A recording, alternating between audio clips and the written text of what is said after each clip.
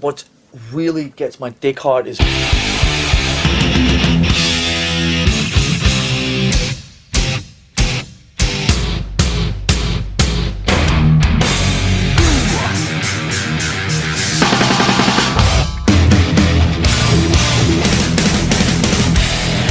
so fucking what?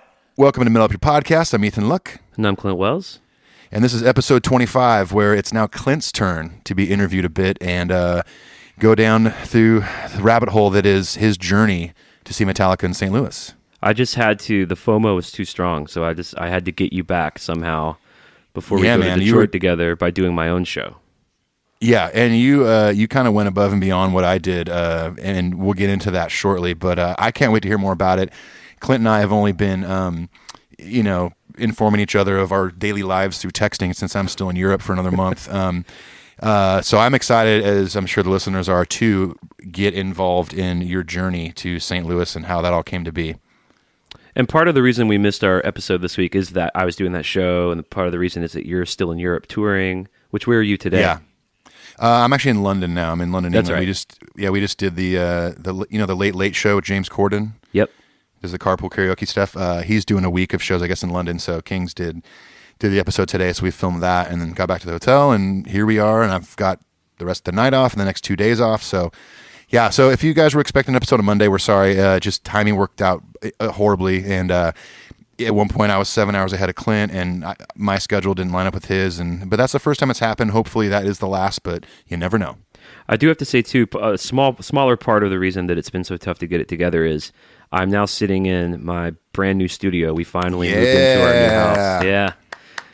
Those of you who know me know that was a very long process. So I'm in what we have cleverly started to call Metal Up Your Podcast HQ2. Yeah, HQ2, which is awesome. That's totally awesome. And hopefully you guys were following Clint on his personal Instagram, because some of his Instagram stories during this moving process were amazing.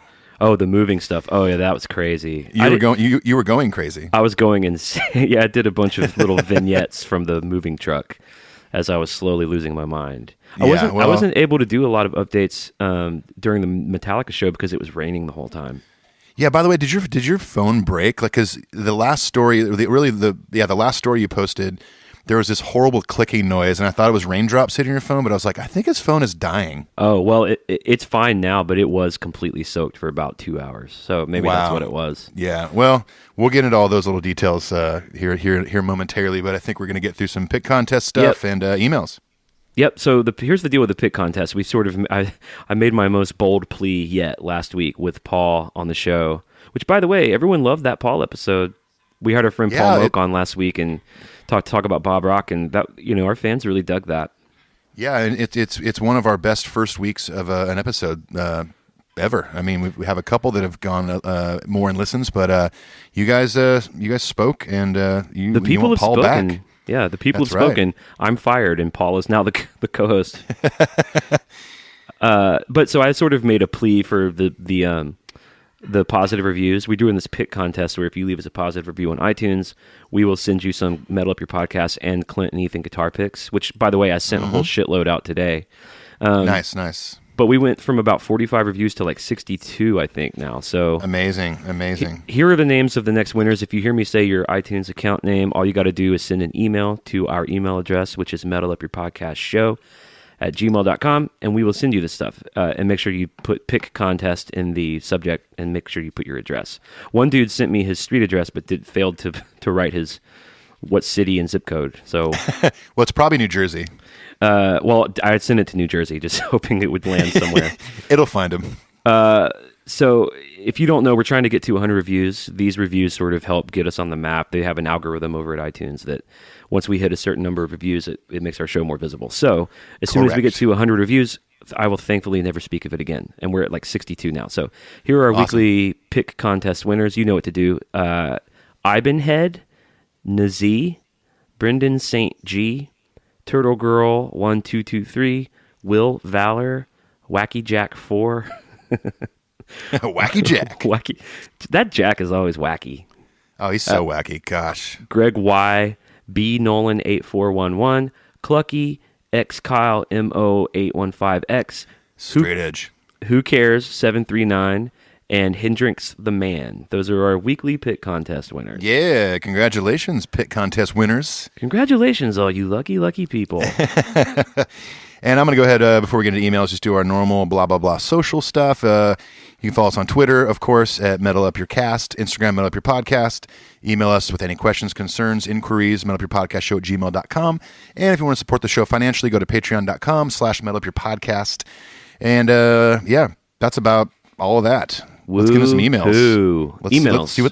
Let's see what the people are saying. Let's see what they're saying. All right, so our first email is from Brian. He says, Clint and Ethan, I'm a lifelong diehard Metallica fan, and I love your podcast. I've been working my way through your episodes starting at the beginning and mixing in some newer ones. For some reason, I feel there's a negative view towards Metallica fans where I feel the need to defend my fandom because of Napster cutting their hair, not sounding like Kill 'Em All anymore.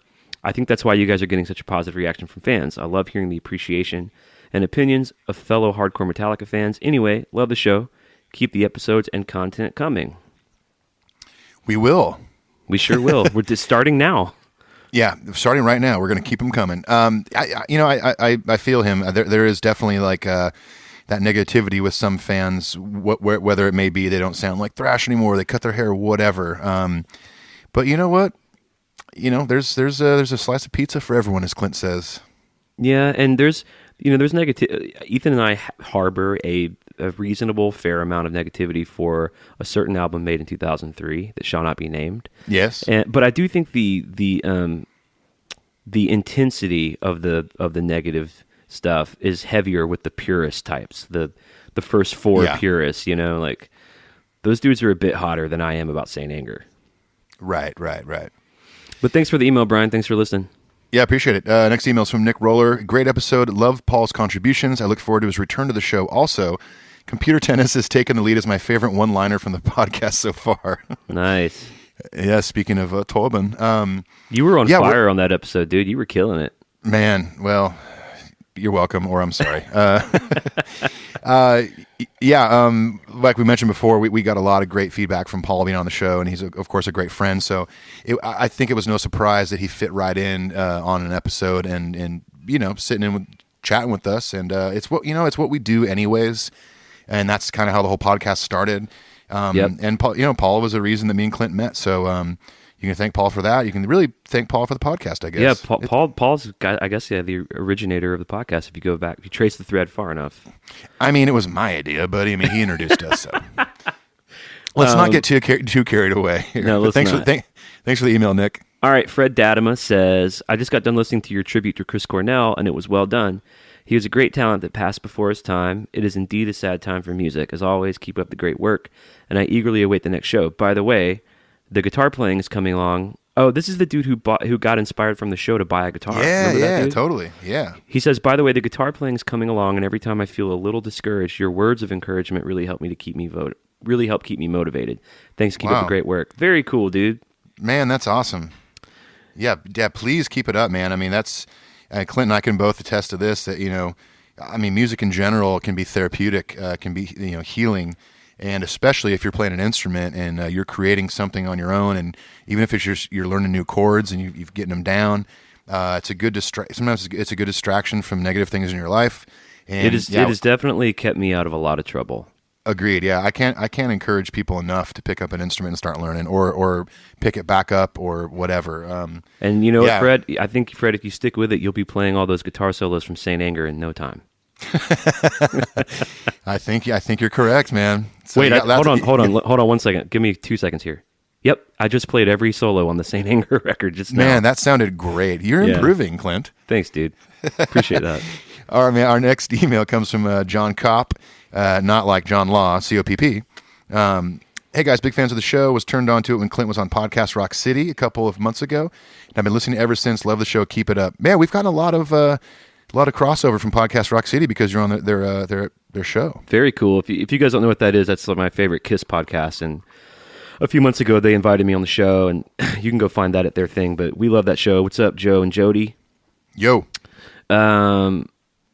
Let's see. You mentioned Johnny Law. We had a guitar tech one time who he was new, and when I got on the bus, I said, "Hey, man, what's your name?" He's like, "Well, my name's Greg, but you can call me Johnny Law."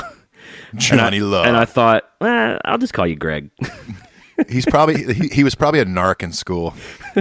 It's like, I think I'll stick with Greg, dude, if you don't mind. Is that cool? I don't want to say Johnny Law any more than I have to. All right, Yeah. Our next email, which I did rip this from the forum. I ripped a few things from the forum, which we're not really doing much anymore, but there was some stuff that relevant to Paul that I wanted to put in the email. So this is from KBell75. He or she says, great episode. I know that you expressed concern that technical subjects like the anticipated gear episode or deeper musical analysis might be boring, but I think it's more interesting to hear from the professional industry angle that y'all can offer other than, say, tedious top 10 lists that anyone can make. And I thought that was cool. interesting because anytime we do kind of talk in the rabbit hole that way about that side of it, we actually do get a good response. And it's something that I thought was pretty boring. But in the moment, I think it feels kind of boring, but we've been getting positive reactions from it. So, I mean, all that to say, I mean, I think it makes you and I look more forward to actually doing a gear episode one of these days. I actually feel I'm more excited about the gear episode than I have ever been, and I feel less restrained to go down those avenues when they come up. Yeah, totally. So, thanks for the feedback on that. That's helpful. Yeah, that's awesome. And I think this one is also from the forums, from Geek Out. Geek Out says, might be my favorite episode, guys. Really dug the way the conversation naturally flowed in and out of Metallica land while delving into other related topics. Paul's insights as a fan, as well as a professional musician, are also pretty incredible to listen to as well. Hey, again, the people are speaking, and Paul Moak needs to come back. I just, for those of you who loved that Paul episode, I've already reached out to Paul, and we want to have him on for a couple more episodes before the year's over. But he's also going to Detroit with us, and so we're gonna do at least one episode, but probably more like 2 or 3 revolved around that show. Because we're wanting to do a show maybe on the way up, because we're doing a road trip. We're definitely doing a show at the concert, and then there's going to be a recap. So that's just a lot more Paul in y'all's lives. I mean, you all can expect, because I mean, I'm on tour until July 9th, and that show's July 12th. So Paul is definitely coming back for however many episodes we do on the Detroit show. So look forward to that. And by the way, Geek Out is our friend Vinny from the forum. So what's up, Vinny? Yeah, what's up, dude? Jerry Cody writes, hello, gents. Hello, gents. Hello, gents. I think that's the first time I've ever heard you do the Dave. I've kind of thrown in there from time to time, but really? I don't want to. You sort of peppered it. Well, a little bit. You know what? I don't want to step on your toes. Don't take the only thing I have that's funny about the show, please. The only thing I have is Torben. and you've done a couple Torbens, so I at least give me a hello here and there. Man, that's an excellent point, dude. He writes, hello, gents. I had a question about your music taste. Oh, okay. I remember this. I didn't write back to him because I was wanting to save it for the show. He says, I'm always looking for more pizza to consume. Very good. So I was wondering about what bands you two were into. I've yet to listen to Ethan's music, but look forward to hearing it. Thanks again for the podcast and letting me geek out to a band I've always loved. I feel like I'm finding them all over again, and the impersonations must continue. They are the best. Thanks, Jerry. P.S. If any of you two or both of you are ever in Portland, Oregon, parentheses, New Jersey, pizza and beer are on me. Ooh, that's our first pizza offer. Has no one offered us pizza yet? No, just beer. Well, you know what? That dude from Australia offered us pizza, remember? Oh, he did? Okay. Well, I mean, I think that's smart to offer us pizza because with the amount of beer we're going to consume from all these free ones, we need to soak it up with Something's got to soak it up. So let's briefly, what are some bands that you're into kind of right now, like in this moment? Not of all time, but like what are the records you're listening to other than Metallica these last few weeks? Hardwired to Self-Destruct. Okay, I'm sorry, other than Metallica. Yeah. Man, you know, part of me is I don't know if it's old school or whatever, or I'm just like I get so busy on the road, it's tough to discover new artists. I mean, I do have go-tos all the time that are on my phone when I'm listening to them on the plane, on the bus, in a hotel room, like bands like the Cardigans, Rocket from the Crypt. I love the Clash, things like that. But there is, I'm sure a lot of people have heard of them. There's an awesome 2-piece band from England called Royal Blood. Yeah, and Royal Blood really kicks cool. ass. Yeah. And a friend of mine, I just found out, is their production manager. So if they ever are playing near or around us, we could probably go check them out. The 7 degrees of Ethan Luck. Yeah, 7 degrees of Ethan Luck. There's also this is, I guess, I'm actually really into this artist. It's also a friend of mine, but I'm really proud of him because he's kicking ass right now and getting a ton of attention. It's not something that I think a lot of people would expect me to listen to because it's very like very poppy. But my friend Colin, who is in this band House of Heroes, has a solo project called Vespertine, and it's really cool. He pretty much does everything on his own, from drums to guitar to singing and stuff. And it's really cool stuff. From Columbus, Ohio. He has an EP out. He's working on a record. I actually just did some drums for. He actually did a really cool pop version of "Sweet Child of Mine." He's recording. Oh boy, it's rad. I think you would back it. tell him Sheryl Crow already beat him to that like 15 years ago. I know she did, but this is a cool one. I think he's going to release it as a single. Very cool. Speaking of Vespertine, that's my favorite Bjork record. There you go. What about you? What's on your radar right now? Well, obviously we've all been listening to a lot of Chris Cornell and Soundgarden. Of course. Since Chris passed away. But one record that you told me about on our Chris Cornell episode that I had not heard is his record from 2015 called Higher Truth. And I think it was last year, 2016. Oh, really? Okay. So Yeah. sooner than that. And Yeah. Paul and Ethan could tell you, I've been like just texting them screenshots of these songs that I'm discovering with captions of things like "Holy shit!" Oh, yeah. because it is so good and beautiful. So that's I pretty know. much been a staple. There's this new pop dude called Borns, Borns, Okay. and it's super duper pop stuff. If we have like our true and tried metalhead dudes, they're probably not going to dig it. But it's like it's like a male version of Lord's first record. Oh, very cool. So I've been vegging on that a lot. So between Soundgarden, Chris Cornell, and that record, other than that, it's pretty much all Metallica at this point. Yeah, totally. When you're right, like I like that you joked about at the top, like, dude, I've been listening to Hardwired so much. Oh yeah, Hardwired. I've been listening to so much. It's now one of my alarms when I wake up in the morning. Which one? The song Hardwired. Just the Nice. intro, like right away. Like, Da-da-da-da-da-da-da. yep, that's like this morning. I had to wake up at like 6:45 to go do this TV show thing, and it gets me out of bed so damn fast. It's just imagine having like your own personal James Hetfield to just rock you out of bed every morning. I mean, that's the closest I'll get for now. He can rock you out of bed with his hard rock, and then he'll rock you to That's sleep right. with his delicate side. Yeah. Let me interject something. Speaking of good music, before we move on to the next email, because just the other day I was at the Pink Pop Festival in the Netherlands with Kings, and I had basically set up sound check stuff early in the morning. Had all day to chill. I walked around and watched a bunch of bands. But one band in particular that I couldn't go wait to see is Prophets of Rage, which, if you don't know by now, it's basically Rage Against the Machine without Zach, and it's Be Real and Chuck D singing and doing Rage covers, doing Public Enemy stuff, Cypress Hill. But I saw they did this at another festival the day before, and I was really hoping they'd do it at this one. But Tom Morello got on the mic and started talking about Chris Cornell, and I was sitting side stage watching this, and they went into Like a Stone and brought out Surge from System of a Down. Oh yeah, cool. And his voice is very unique, and like it or not, he can sing really well. And they came out and played Like a Stone, and it was just a beautiful moment in front of like 50,000 people. Amazing. I never thought in a million years that I would see that. And then 2 days later, I'm in an Eddie Vedder show, and he's breaking down talking about Chris Cornell literally last night. Wow. So incredible stuff. But so. Jerry, thank you for the question. That spawned a lot of stuff. And check out some new music. And maybe we should start putting that stuff on social media, like records we're listening to this week or something. Yeah, absolutely. I'd love to do that. Yeah.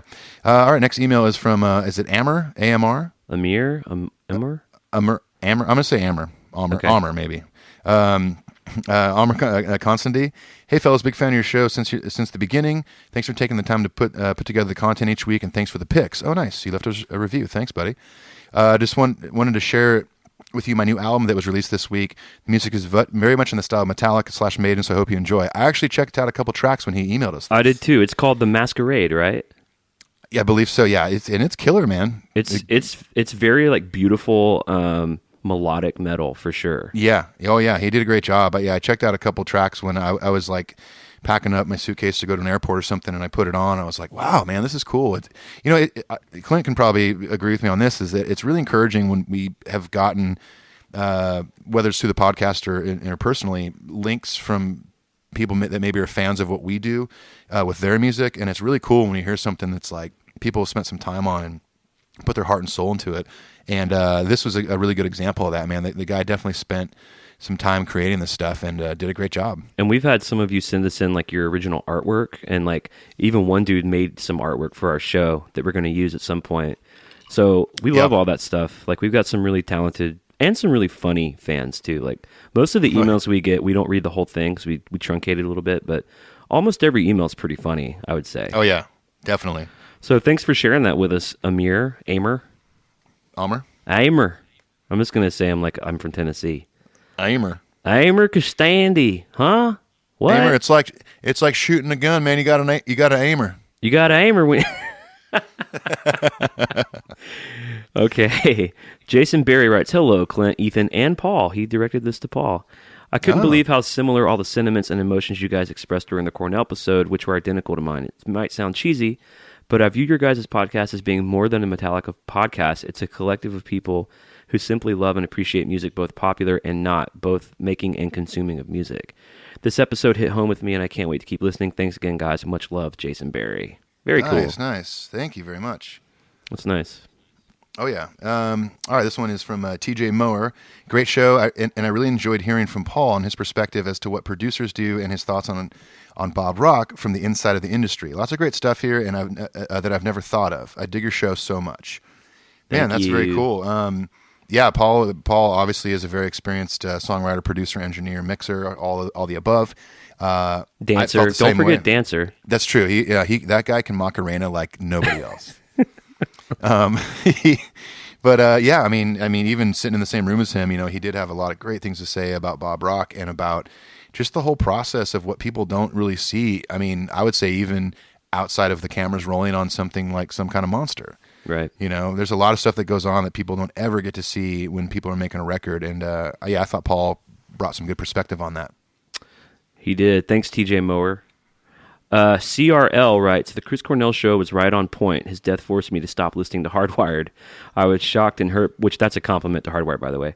"I was shocked and hurt by the news, but find myself excited and saddened listening to his music. Excited about how good it is and taking the opportunity to feel all of it again, and sad that we'll not hear more of his creations. Your show's made me proud to know that there are other music lovers out there that genuinely care about the people that make the music that fuels our lives. Well done." That's a hell of a compliment. Yeah, man. Thank you. Wow. Thanks, dude. That's great. I'm really glad that the show resonates on a level other than like Metallica, Fade to Black. I'm glad that. Yeah, totally. which I'm totally cool with that because that's exactly how I feel like the phrases "yeah, Metallica, yeah, Fade to Black" go through my head like 35 times a day. So of course, yeah. Especially when you saw them in St. Louis and they played Fade to Black. That's what I said during every song. Yeah, Fade to Black. Yeah. The song's called Enter Sandman. Yeah, Fade to Black. Fade to Black. Oh, here we go. Letters from Samim. Letters from Samim. What does Samim have to say? This week, Samim says, "Hey guys, haven't checked in with you in a while, so I wanted to say hi. I just listened to the Bob Rock episode and it was great, but man, I don't know if I'm greedy, but it felt like it needs a part 2 with more focus on individual tracks on the technical side of things." I would actually agree with that. I would love to do that. Excuse me. I'm a big fan of the deeply layered yet never chaotic production of Load, for instance, and would love to hear more about that from a professional like Paul. You should give him, again, some time. Samim, I wholeheartedly agree with you. Not only do we want Paul back, and we will have Paul back for the road trip to Detroit, but that's a great idea. I mean, I personally would love to go back into detail about certain tracks that Bob produced. Well, we are doing the Load episode next week. Yeah. So we'll do a track by track on that. I totally agree. Like part of what's great about the Bob Rock era, but what really crystallized on Load and Reload is what Samim just called the deeply layered yet never chaotic production. Because even though there are songs that I get it, aren't great songs, they sound good to listen to, like because they're so interesting sonically. So a song like Ronnie that I may not care that much about, I'll burn the whole thing down because it sounds so good. Yeah. That's the difference between the people who don't like Load and Reload versus the people who don't like Saint Anger. Saint Anger is so hard to listen to, just purely from pure sonic points of view. Yes. That I can hardly even tolerate what I don't think's good about the song. You know what I mean? Well, it's hard to even give it a chance because you have to sit through it. I mean. Well, and I'll say I like the song Frantic. I think Frantic is a cool song, but it just sonically, it's exhausting to me. Yeah, it is definitely. Well, hey Samim, it's always good to hear from you, my friend. Thanks, Samim. Always good to hear from Samim. Our first emailer ever. Our very first email. It was like the morning after we released the first 3 episodes. I was laying in bed. I'm like, Wait, who is this? He's from Istanbul, I think. Turkey. Yeah. Yeah. Yeah, Turkey. And I was like, this is insane. Like less than 24 hours, and there's somebody in Turkey listening to us. Do you you know where Turkey is, right? Yes, I do. Okay. I Don't even say it. have not been there. Don't even say it. But you know where Turkey is, right? I think everyone listening knows where Turkey is. Okay, cool. Yeah, we don't need to say it. Yeah. So this is our last email, and I chose this one to be the last one because it ties into kind of my story about getting into this show in St. Louis on Sunday. It comes from Tom and Brendan Block, and then also Tom's future son-in-law, Patrick Fox. It says, Clint, it was fun talking to you and your friend in the lounge at Busch Stadium. We saw you guys on the Jumbotron for a few seconds before Sad But True. Hope you had a great trip to the Lou, and we will be putting up your podcast. So I'll get into why that email is relevant, but I did want to read it on the show because those dudes were super sweet. Oh, awesome! So, Yeah, are we ready to hear the these saga? These are things that I don't even know about what you just talked about, and I'm excited to hear about it. Yes, we're ready to hear the saga. It's because they're my best friends now, not you. Oh, wow. This has been episode 25 with Ethan Luck. We'll see you next week where I have a new co-host. Paul Moak. Welcome to Your Podcast. This is Ethan Luck and Paul Moak. So here's a little backstory. So some people have asked, like, was it because I got these snake pit passes? So the whole deal, other than getting to see them, was that I got these really special snake pit passes. If you don't know what that is, then I don't even know why you're listening to the show. But exactly, it's a VIP section kind of in the middle of the catwalk that goes out. Catwalk goes out to about 20 rows. The snake pit is a little section that I think about 150 to 200 people can be in. And you can't buy these tickets. They are only acquired through a lottery system that you enter when you buy a ticket. So they're very hard to win. And I think the day of the show, they'll actually go up into the nosebleeds and find like hardcore fans. They give them to a few people, yeah. Yeah, that's really cool. And I think some like A-list celebrities get snake pit for obvious reasons. But well, I mean, you were there, so yeah, duh. I'm a high B, maybe not an A, high B. B plus. So I got the tickets through a fan of our podcast. But before I get into that, I'll describe what a shitty day I was having before, just to contextualize this. I would love to hear the preface of this book. Because you've also saw my Instagram stories from that day, because my car broke down in the middle of nowhere in Tennessee. And I was driving out in the middle of nowhere to get something off Craigslist because the price was so good on this. What was it, by the way? It's an office desk chair, this like really cool desk chair. Oh, nice. That was really cheap and like worth the drive. Like I was like, I'll just listen to a few podcasts, have a little me time. As soon as I get off the exit, I'm talking literally some Deliverance level, middle of nowhere stuff. My car breaks down. I've come to find out it was a timing belt. But okay, that's encouraging. That's not too expensive. Well, it ended up being about $1,400 because other crap happened when it went out. Yeah, things I don't even understand. Okay, jeez. So I'm in the middle of nowhere. It's too far away to really call any of my buds to come help me out. And it's, by the way, it's hot as shit. And my car's AC only works when I'm driving. So I would have flown back from Europe to help you. You should have called me. Ethan, I need you to come back for about 3 hours and just help me get back to Nashville. Cool. I'm in Poland right now, but I'll be there tomorrow. Well, good thing that's still in the States. You know where it is. Okay, so of course. So I call a tow truck. Well, the tow truck takes 90 minutes, and so I'm in the car. So then I have to ride with the tow truck guy to this town called Murfreesboro that's about 40 minutes outside of Nashville. And dude, it was like straight out of a movie. He's like saying things to me like, well, if you want, I can just have my daddy fix it. If you want to go to my house, my daddy will have you up and running in 4 hours. You can spend the night. I'm like, dude, no offense, but I do not want to go to your dad's house right now. You don't want to go to Papa's house? I was like, I'm sure your dad's a great mechanic. I just wanted to take it somewhere. And then he's like, I was like, yeah, I'm going to have to get an Uber back to Nashville. He's like, well, I can have my aunt and my wife take you now. They're out shopping, but we'll go to my house. And when they get home, I was like, dude, I don't want to go to your house. He wanted to have you over for dinner so bad. Yeah, he wanted to wear my skin. He wanted to kill me. He probably wanted you for dinner. They're definitely some sort of backwoods cannibal tow truck family, for sure. There's no question. So he finally gets me the mechanic, drops me off, and I'm not trying to slag him. He was a sweet dude, and he helped me in my time of need. I paid for it, but he helped me. burn the mechanic bullshit down. Then I'd call an Uber, which Murfreesboro to Nashville is about 40 minutes. So I'm in the longest Uber ride ever. And the guy's definitely wanting to do some chit-chat. And I'm not big on the old Uber chit-chat, but we're chit-chatting. We finally get about 10 miles from my house, and we get in sort of a massive wreck. We were like severely rear-ended on the interstate. Jeez.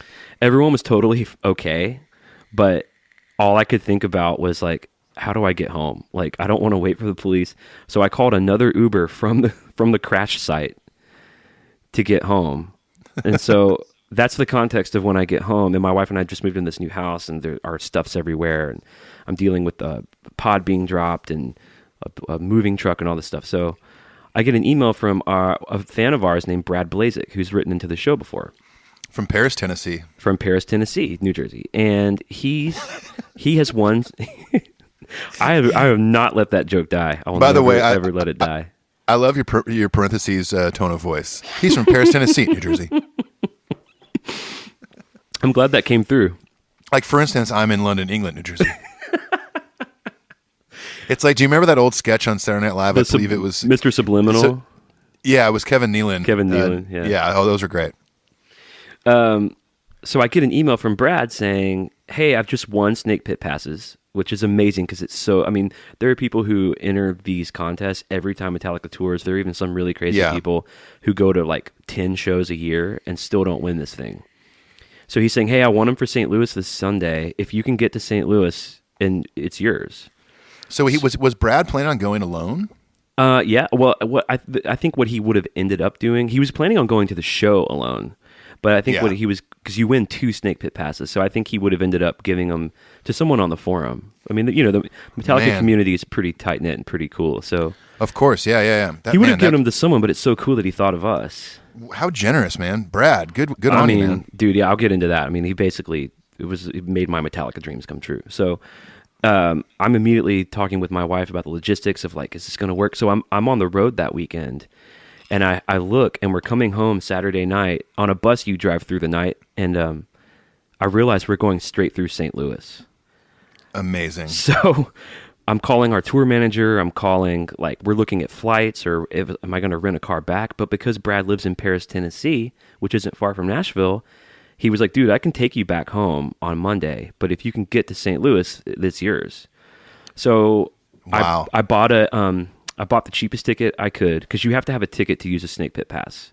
You can't just walk up with a Snake Pit pass on your wrist and be like, let me in. Nope, you have to have a ticket to get in the gate. So I bought the cheapest one I could, which was still $90 after fees. But dude, it was like in nosebleeds. So, but I mean, think you spent $90 on a ticket, but you were in the fucking Snake Pit. Oh my god, dude! Well, and it gets even better because not only were we in the Snake Pit, we were one of the first 3 people in the Snake Pit. Yeah, you sent me a text.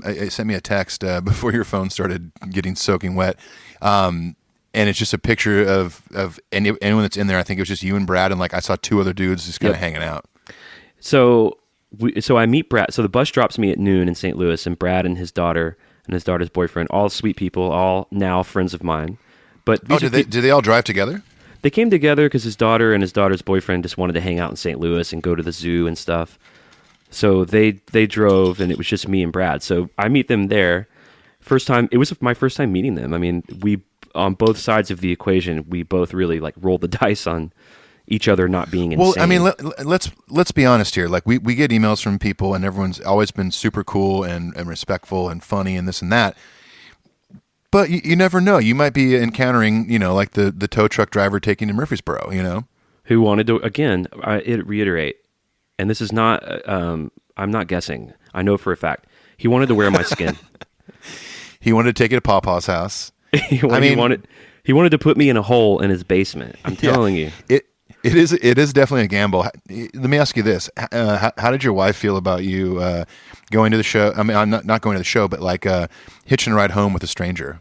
She trusted my instinct about it. Yeah, I honestly, after talking to Brad for a bit, I'm pretty sure his wife was more worried about me than my wife was about him. She's like, "Hey, honey, I've heard you listen to this podcast, and those guys definitely are a little, they're a little creepy, and I don't think you should be in the same vehicle with them." Yeah.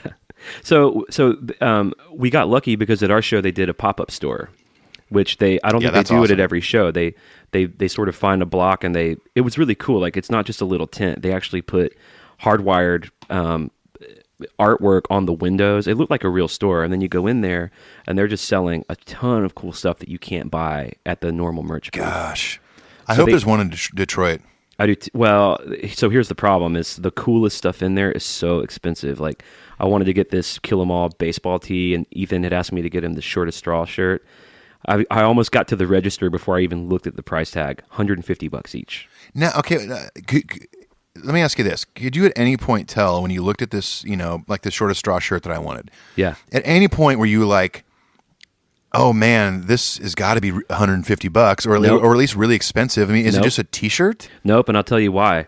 like a gold tag on it or something? No, because they look super distressed and fucked up. It's like anything. Like, you pay extra for how messed up they look. So it's almost like you feel like you're buying like a vintage T-shirt. Yeah, that's what it is. Yeah, and it's like special artwork, and it's a limited run. I mean, I get it. Like, I get it, but but it sucks. Like, I immediately put them back on the rack. I'm not buying. When that. when you texted me that, hey man, sorry, it's not going to happen. It's $150. I immediately went online and was like, Metallica Shortest Straw T-shirt, and I clicked on it. I was like, Amazon, $19.99. I was like, oh, I'll get that one.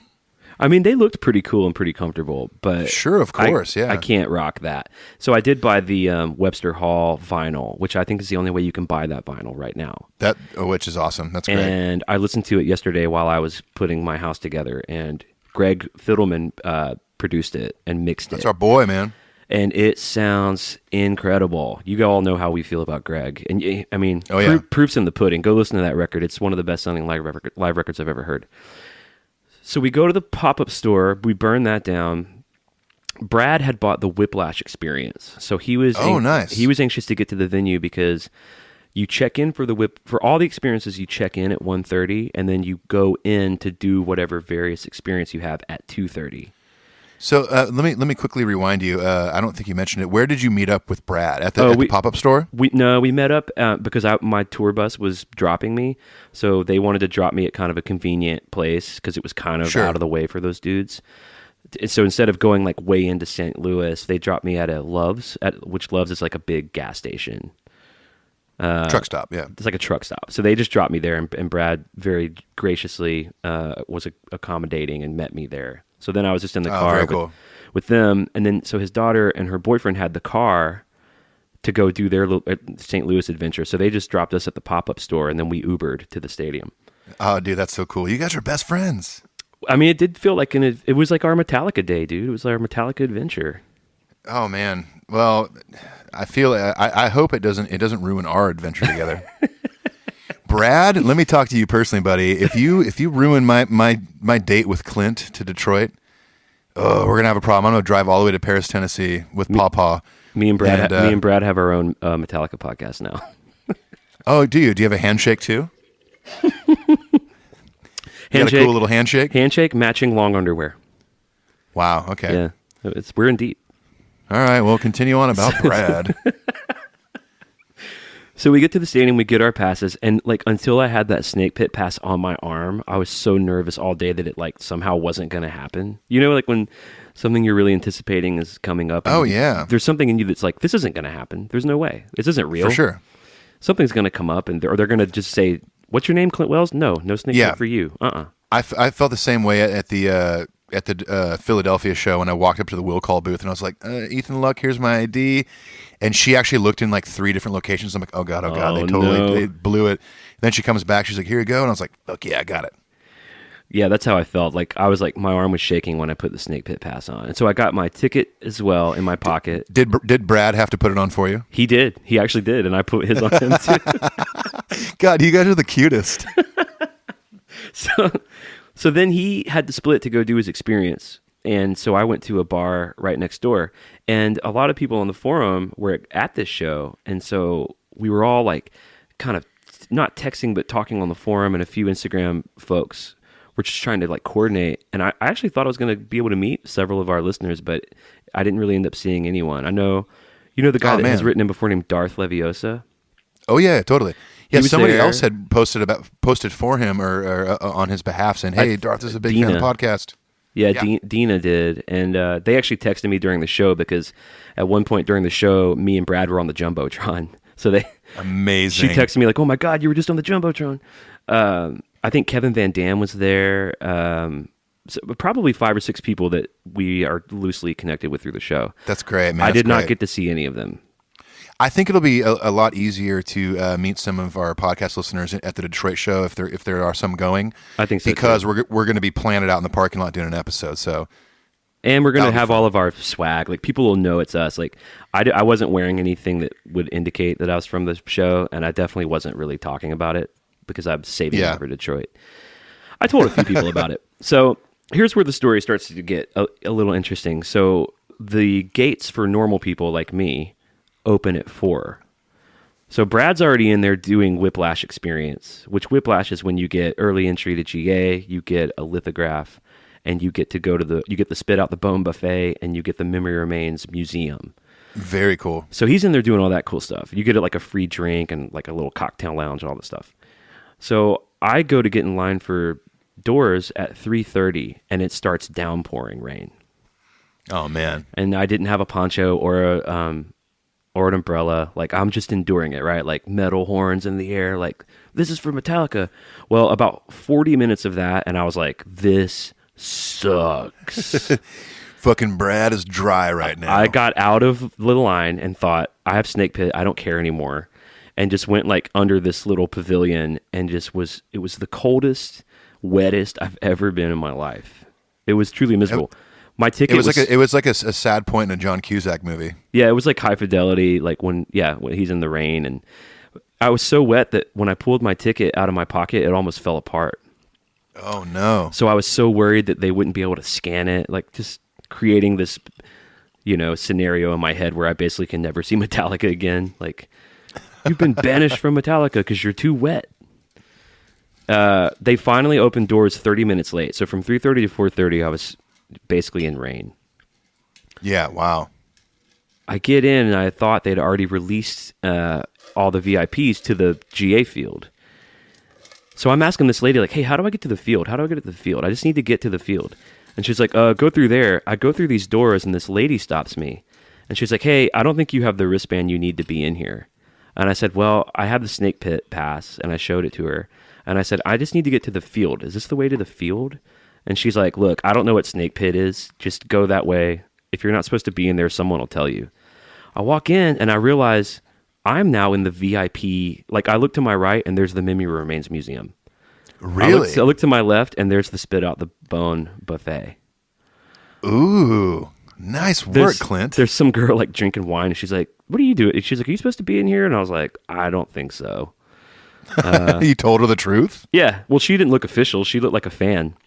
Oh, okay. And So she was I'm probably like, shit, awesome. You're like, where's Brad? Well, I actually said to her, I was like, hey, I know you actually paid for this. I'm sorry that I'm in here now for free.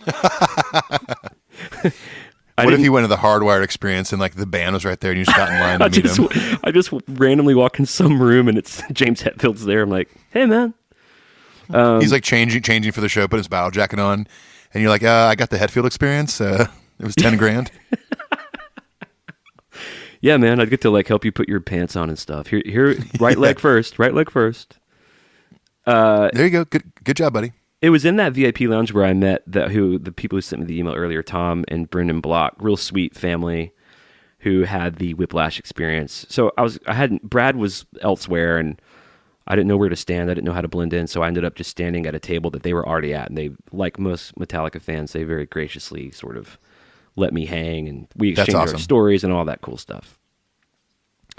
Are you still there? Mm-hmm. Okay. I'm here. You're just drinking. I can hear you drinking. Well, I'm just, dude, right now I'm like enjoying the ride. I'm just getting a good story from Clint. Is it refilling my drink? I'm worried suddenly that it's been boring. Is everything cool? Dude, not at all. Everything's totally cool. I'm just honestly, I'm gonna edit out the last 20 minutes of this. No big deal. No, not at all. No, this is like a really good book on tape. So they finally decide that the weather is okay because the reason they hadn't let anyone onto the field yet is because it was lightning. So even though it was still kind of raining-y, they let us all out. Raining-y. So of course we're within maybe the first 50 people they let onto the field. So some people are kind of running to get a rail spot. We're walking to the end of the rail where you go through this gate to get into the snake pit. And dude, the whole time me and Brad are looking at each other like, this is so surreal. I can't believe this is about to happen. Wow. And we walk into the snake pit and there's only one other dude in there. Awesome. And that Did dude, you immediately high five him? No, I felt primal. Like, I felt like, Who the fuck are you? like, don't get my spot, motherfucker. You know, How did you get in here? He got in because he was like he actually had like a walker. So he probably got like special insurance because he had. Oh man, well, that's cool. I feel bad that I was feeling so like territorial towards a guy with a walker, but I was. Oh man, that Turns out he you're was an harmless. asshole. I know. Turns out he was harmless. Oh really? So A fellow Metallica fan was just there to share the joy of Metallica with you, and he was harmless. I know. Well, dude, you man. gotta understand, we were just so amped. So we basically just walked up to the front rail right in front of James as if we did not belong there, and we're looking around like. I looked at the security guard that was right in front of me on the other side of the rail, and I was like, "Can we stand here? Is this like open?" And you know how secure, like she didn't care about me. She was like, "Yeah, if you want to, like, sure, do whatever you want." So we just, we posted up right there, and that is where we were, directly in front of James. There was, I mean, we're talking 5 feet from James. Wow, dude, that's amazing. So I'm so jealous already. dude, I mean, it really did feel like kind of like once in a lifetime type stuff. Because the deal is when you were facing the stage, it looked like you were at a big show, but up front. But when you looked behind you, it's 50,000 people. Oh yeah, totally. There's a lot of people there. So what we realized is like this is literally probably the most coveted place to be in this entire stadium. That's crazy, dude. So the first band that played was, and it's kind of drizzling. It's not like full on raining, but it's definitely raining. Like we were wet. And if I pulled my phone out for like 5 seconds to text you or Paul, or to like try to take a video or something, my phone was wet. So that kind of kept the good part of that is it kind of kept my phone in my pocket the whole time. I didn't really waste a lot of time looking at my phone. Which is hard. I mean, it's hard to do. If I mean, like you saw how many photos and videos I took at my show, and honestly, a lot of it was for content for this podcast to send to you and Paul and a bunch of other friends that love Metallica. Right. But I don't know about you, but I was definitely like very like self-conscious about it every time I held it up, even though I looked in front of me and there's a million phones out. But I hate that about shows. I hate looking forward and seeing all these screens. But I also want like maybe a memory or two from the show. Yep. And I got about 10 throughout the whole day. But you know, Brad was taking a lot too, and I just figured he's got the exact same vantage point I do. So a lot of the best photos that I have in terms of memories I got from Brad. But cool. So it's still raining. So a band called Local H opened. They had a big song like in the early aughts, I think. Do you remember that band? I remember Local H. Did Local H didn't do Copacetic, right? Yeah, that's them. Yeah, Copacetic. Yeah. That song is called something else, but that's the song is Copacetic. Yeah. It's just a Yep. So they replaced Avenged Sevenfold? They didn't replace them. I think that for this show, for whatever reason, they were doing a contest where they let fans vote who they want to open. So I'm guessing Avenged just couldn't do it. They had a scheduling conflict, so they turned it into this like vote for whatever. So people voted for Local H. Wow, crazy. And I mean, that's cool. I mean, Local H has been around since the 90s. They've been around a long time. And they were really good. It's just two dudes. It's a guitar player, singer, and a drummer. But the guitar player has this really weird pickup just on his top 3 strings. And he runs half of his rig through a big-ass 8x10 bass amp. So that's awesome. It sounded really heavy. And the songs were really good. Like, I walked away from that thinking, like, I could buy some of these records and be into it. I mean, was the crowd into it? Yeah, not really. But, you know, first of 3 on a stadium show, as you know, people are trickling in. There weren't a lot of people there. And I think cool they were kind of bummed about it. You know? And because it was raining, if Metallica said, hey, you want to open for us with an acoustic guitar, I'd be like, fuck yes, I do. Oh, yeah. They're like, well, no one's going to pay attention or care. I'm like, well, I'm still doing it. Don't care, because guess what? I get to watch Metallica from the side of the stage. Right. So they played, and I felt bad for the dude because his gear started messing up because of the rain towards the end of their set. His amp kind of started to crap out. Ah, man, that sucks. Hey, man, there's a thing called Visqueen. You put it over your amp. Well, there you go. Some They should have called. black or clear tarping. I'm telling you, I deal with this shit at festivals all the time when it starts raining. They should have called you. Should have called me, man. I could have gotten in the show for free and tech for them and watched Metallica with you. So they were good. Like, and when you asked if the crowd liked them, my only real barometer for it would be the people in the pit. And surprisingly, until Metallica, there were not a ton of people in the pit. I mean, we're talking maybe 40, which really surprised me. You would think anyone with pit passes would be down there ASAP getting a rail spot. I know it bewilders me. I didn't really talk to many of the people in the pit except for those like right around me on the rail. But but the pit liked them. Like at one point, he's like, "You guys still out there?" And someone yelled like, "The pit loves you."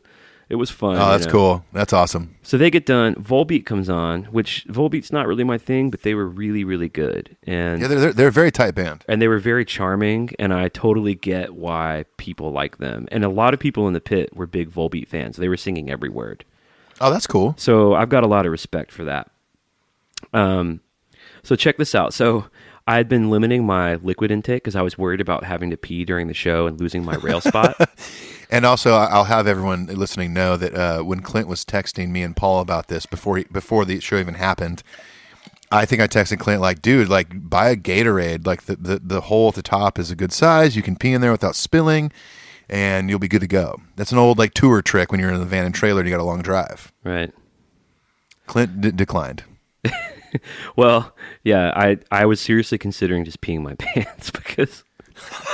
Well, it was raining because I was already wet. But once I got there and kind of realized everyone in the pit was very cool and very respectful of the fact that me and Brad had gotten there first.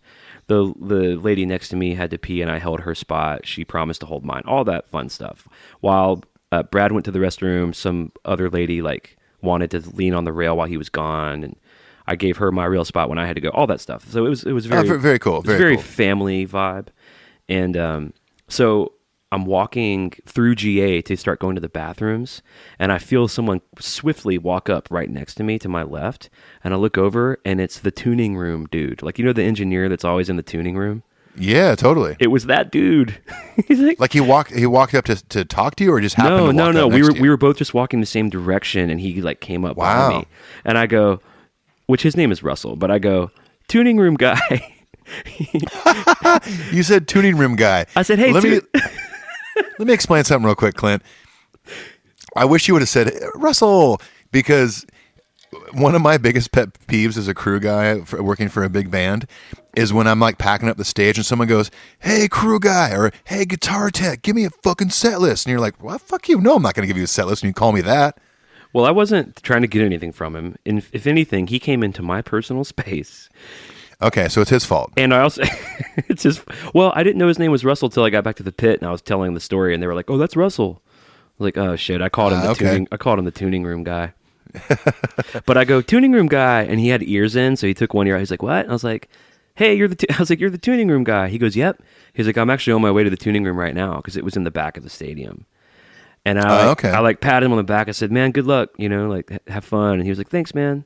And it's just funny, like, you're in really Can I deep, come? You're in deep with a band when like you get excited to see the tuning room guy. Oh yeah, of course. I mean, I came back to the pit like a celebrity. I was like, "Yeah, no big deal. Just talk to the tuning room guy for a little bit." Yeah, just met Russell. No big deal. NBD guys. Yeah. Anyway, I patted his back, and we're pretty tight. So you can tell your friends that the guy I stood next to in the pit met the guy does the tuning room. No big deal. So I get back. Volbeat finishes up. They were great. Very much love and respect to Volbeat. They did a great job. So we're all getting pumped. We've been standing in rain forever. And they flash on the tuning room, like, they put the tuning room link on the screen, right? Yeah, and they show you little teasers of it and stuff. So while they're doing that, and this was actually pretty odd, because it's drizzling still, they bring out all this like this big white apparatus, but it's all in pieces. And they start assembling it. They start assembling it on stage. And everyone's like, "What the hell is that?" We had no idea what it was. And it was this kind of shell that went over the entire kit. And I saw a photo of this on their Instagram. Right. So what you saw was it raised back, so it just covers the drums. But when they were building it, they assembled it like an igloo around the whole kit. And we were like, "What the hell?" We were like, "Is this some sort of Tommy Lee thing? Is he going to like come out in the crowd?" And Then they Lars has brought a roller coaster? then they brought out this clear tarp, and everyone in the pit thought that they were going to put the tarp over the entire drum kit, and we were like, we can't see Lars. And everyone in the pit was so bummed. And then next, Oh, they're not going to do that. well, we didn't know. Like, we just didn't know what was going to happen. It wasn't clear at the time they were going to raise it up. So there was this dude next to Brad, this Venezuelan dude, who brought one of those like Venezuelan flags. It was like his 30-second show. This dude is a huge bitchin'. fan. So we're like all talking amongst ourselves, like, what is this thing? And we were like, is Lars really that afraid of getting wet? And that Venezuelan guy goes, Lars is a piece of shit. Seriously? He was like so mad. He was like, what a piece of shit. I've been standing in the rain all day. He can't get wet. Well, okay. Again, let me go back to me as a guitar tech working for a band. I can tell you right now that it probably wasn't as much Lars wanting to get wet as it was his drums getting soaked and all the microphones on his drums getting soaked and crapping out. Right. And guess what? You don't have drums after that. Right. You have to cover that shit up. Yeah. And so, yeah. I mean, he was mostly joking, but he was coming in pretty hot on that. Like, he jumped straight to Yeah, that. kind of hot. He had that thing in the fucking chamber. So it was actually a really funny moment when they finally did assemble it, and when they raised it up, everyone like went crazy because it looked so cool, and we were all so relieved that we were going to be able to see Lars. You know, It honestly looked like a really cool awning kind of thing Yeah. that you would sit underneath in a hammock at a Yeah. resort. and the thing is, the crew, you could tell it was their first time building it because they were really struggling to build it. It caused a delay in the show. Oh, okay. I mean, it took about 20 minutes, maybe even more. Now, here's the kicker. Because Metallica had extra time in the tuning room, which I didn't tune into the tuning room thing because the Wi-Fi was shit and like I didn't have headphones. I wouldn't have been able to hear it. But I found out later, dude, in the tuning room that night, right before they came on stage, they played Spit Out the Bone, Through the Never, Here Comes Revenge, What? and they played Ain't My Bitch. Really? So if I had heard that in the tuning room, I would have spent the whole show titillated that they were going to rock Ain't My Bitch, which they ended up not doing. Yeah, but still, I mean, if they're doing that in the tuning room, I mean, Oh, yeah. they're definitely like they're rehearsing it. Yeah, and the Spit Out the Bone, it's the second time they've done that in the tuning room, and it sounded even better. So they're Because definitely the first time, like, like you can tell Hetfield like wasn't going full bore with the vocals, and they were Yep. kind of having fun with it. But dude, that's awesome. I got to get online and watch that tuning room footage. well, when they play Here Comes Revenge, Lars even says into the mic, "We should just do all of the songs from Hardwired in Europe." He actually says that. I'm like, oh, that would I would welcome that's what he it. said. That's what he said in the tuning room. Yeah. Wow, and then that's really cool. when they're playing "Ain't My Bitch," like they kind of struggle through it because they haven't played that song in like 18 years. Lars Right. goes, "We should just replace Sandman with Ain't My Bitch and just end the whole show like that." Sandman with Ain't My Bitch. So tuning room, blah blah blah. That happens. They finally get the thing assembled for Lars. They start playing the AC/DC tune, but all the lights are still on. Yeah. And I don't know if they did this for your show, but during the changeover from Volbeat or whatever, from the last band to Metallica, they had the brightest lights on possible in the stadium. It was like bright white. So yeah, it that- was pretty bright in Philadelphia. So that when the lights did go down for Ecstasy of Gold, it was just so powerful feeling. It's more of a dramatic effect. You know, you're to your senses. You know, you got these bright ass lights, and when those things go out, all of a sudden it's like your eyes have to really adjust. You know, and it instantly like heightens your excitement for the show, and you know what the intro song is going to be because they've been doing it forever. I love that they did that.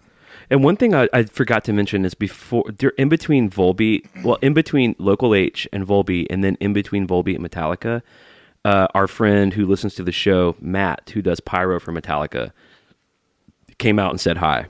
Oh, okay. So we haven't talked about this. You guys ended up meeting up. We did meet up. He came out twice to say hi. Awesome. And rad.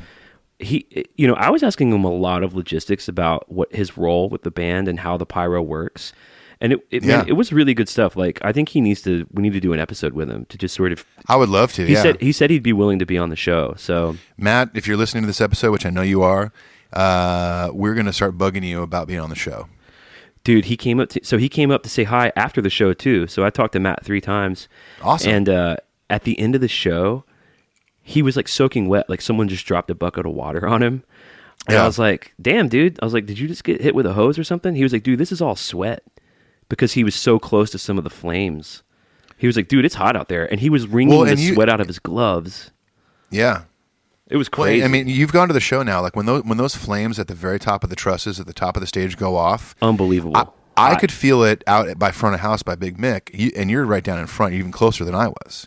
Well, they didn't do the dancing light thing during Moth because everything got soaked. Ah, shoot. So the only pyro we did get to see were the ones at the top. But dude, you could definitely feel the heat from it for sure. Oh, in the entire stadium for sure. I guarantee people in the nosebleeds felt that. It's unbelievable. It was so cool. Yeah. All right. So, hey, side little mental note. Let's bring ponchos to Detroit just in case.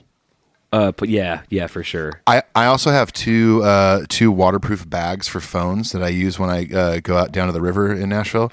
I'll bring those too, just in case. Yeah, and I will say, if it's raining, you need that because even my phone being in my back pocket wasn't enough to protect it because I was completely soaking wet. Like my back pocket was soaking wet. So okay, got it. I was pretty worried about my phone. I thought my phone was going to be done. Yeah. So Ecstasy of Gold comes on, and of course, that's when every Metallica fan knows that shit's about to go down. Mm-hmm. Very surreal. You talked about it at your show, like you held your buddy's arm. Like. Oh God, it's so exciting. At one point, Brad was like, "Hey man, I don't want to sound weird or anything, but I may cry." Hey, dude, I'm with you, Brad. I was like, dude, there's no judgment there. No judgment. I've got a shoulder. I got two shoulders for you right here. And it was cool to share that with Brad because it's been 17 years since I've seen Metallica, but it was Brad's first show. That was his first show? And Brad's a huge, huge music fan. Like Dude, that's awesome. He's a big Pearl Jam fan. He's seen Pearl Jam like I think 8 or 10 times. He loves live music. He's in real deep with music. I think it was actually Brad. I have to double check the email, but I'm pretty sure it was Brad that was at the Lexington show that I was for Pearl Jam. We talked about it, yeah. Yeah. Oh, that's awesome. He travels to see bands. He says he doesn't know why he never got to see Metallica, but it finally happened, and he got Snake Pit. So it was really special for him. What a great first experience. Well, it's all downhill from there. That's the thing. Totally. So it was special to be with him. Like we were just like little kids all fucking day. So awesome. The Hardwired intro starts. For the first time all day, we get to see what these screens are capable of. And they're incredible. And so the band comes out, and it was the only moment of the show that I kind of got close to teary-eyed. Like I got a little verklempt because James walked right up to his mic and was just playing the intro with his eyes closed. And just being that close to James, the song was so loud and powerful, and he looked so intense. Like he looked like he believed every second of what he was doing. Yeah, but he does. And so it was just monster chills, and then a little tear, like a little lump in the throat, tears right behind the eyes, and then it kind of passed, and I was just on the ride with him. We were singing the first verse and screaming. Oh man! So they play Hardwired, which I guess they're not going to not open with Hardwired for the next 2 years, probably. I mean, I'll say it's as good an opener as Creeping Death, or It was good, dude. Everyone went crazy for that chorus. It's a real aggressive, cool chorus. Oh, of course. And they all mostly stayed in their positions for Hardwire, which I was grateful for because once they started moving, they were always moving. Oh yeah, they move a lot. Yeah, and Hetfield would sing on all the different mics. So for Hardwired, he was right in front of you and Brad. Yeah, he pretty much stayed, and cool. that was when I had maybe 3 eye contact moments with James because I was literally right on the rail right in front of him, and my first one was during Hardwired, so that meant a lot. It sounds so cheesy to say, but you're all Metallica fans, you get it. Then they go right into Atlas, which, as you know, they're playing that song so well. It was great, very well. Yeah, he did the thing before Bells. We don't care where you come from or what religion you practice or what you eat, which I think is great. Yeah. It's super cool. Like people who talk about how it's scripted. Well, of course it's scripted. He's talking to a new group of 50,000 people every night. Exactly. Yeah. What do you want him to do? You want him to wing it in front of 50,000 people? We don't care if you eat burritos every day. We don't care if you eat spaghetti every day. Like he can't change it. Come on. I wasn't thinking like wing. I was thinking like, yeah. We don't care burritos. We don't care if you're lactose intolerant. We don't care. We don't care if you're gluten free. We don't care if you're vegan. So then they do Bells, which, Bells you know how I feel about that song. It's one of my favorites of all time. Oh gosh, and the way that Hetfield intros after he does his little speech and he goes, "For whom the bell," and it just Lars counts it off, and it's like it was that a monster big bell on the screen. Oh man, it was a monster, and of course it was. You know, I'd never seen Rob live. This is my first time because when I saw Metallica in 2000, our boy Newstead was in the band, so it was my first time seeing the Crab Walk up close and personal in the flesh. And you know, you saw the Crab Walk on the beach. You were right there. And Kirk kind of does it with him, but Kirk's side of it, Kirk trying to do a crab walk made me actually appreciate Rob's crab walk, which I hate. Okay. So they play bells and it kills. They're all starting to move around. James made some joke. Oh, like as soon as they finish bells, he goes, "Oh, one more thing. Give me fuel, give me fire, give me that which I desire." And we got fuel. Yeah, I saw that. I looked at the set list and saw you got fuel. That's amazing. And it's out of the 4 that they've been rotating for that. Creeping, what have they been rotating? Creeping Death, Fuel. I got Creeping Death. You got Creep, but they've been doing 2 other ones too. Damn, I can't believe I can't remember what those were. But anyway, we got Fuel. I was kind of hoping for Creeping Death, but I've already seen Creeping Death. Yeah. And the stuff they put on the screens for Fuel is really bitchin', really cool. Awesome. And they murdered the song, and everyone in the crowd went crazy for Fuel. By the way, for all you, for all the load reload haters out there, Fuel is a fucking great song, especially live. And wait till they start doing Memory Remains, you know? By the way, it sounds like you're drinking out of a canteen right now. I'm drinking out of a canteen. I'm drinking out of a mule cup. I'm drinking a mimosa out of a mule cup. Oh, nice. Keeping it classy over here. You have to. In the middle of your podcast HQ, too. And again, I feel like I'm doing like too much talking. I'm self-conscious Clint, about it. Hey, it's me. It's Ethan. You're fine, okay?